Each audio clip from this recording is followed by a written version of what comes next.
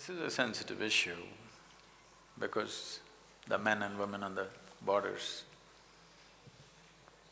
are sticking their life out every day. We bow down to them for their services to the country.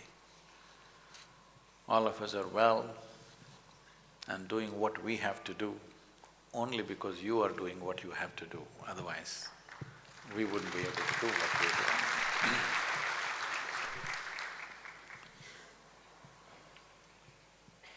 Death is a constant companion for everybody. I'm not trying to belittle this, but a soldier is more conscious of this than anybody else. Most other people believe generally that other people die. They never think they die. But a soldier knows he or she can die any moment. So that awareness makes the job very different from almost anything else that we can do. We must understand this, that in this country,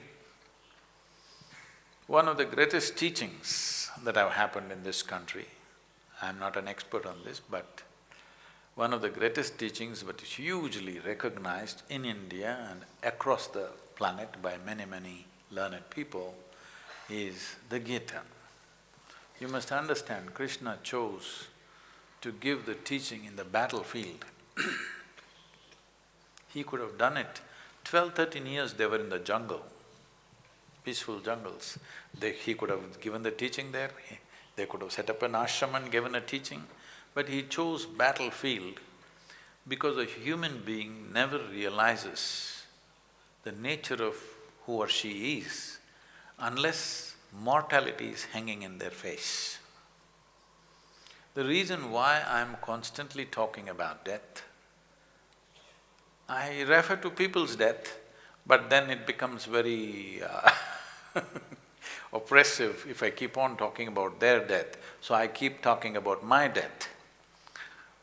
To a point where recently somebody asked, is Sadhguru healthy, is something wrong with his health? Nothing wrong with my health. But you may be healthy, but you still die. You may be young, you may still die. You may be fit, but you still die.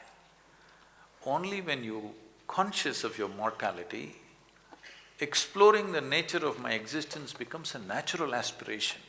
What is beyond this body? I'm not trying to belittle the situation of the Jawans and the officers who work on the borders, facing extreme situations and danger and death in real time, not as a concept, real time. I'm not trying to in any way belittle that, but I'm saying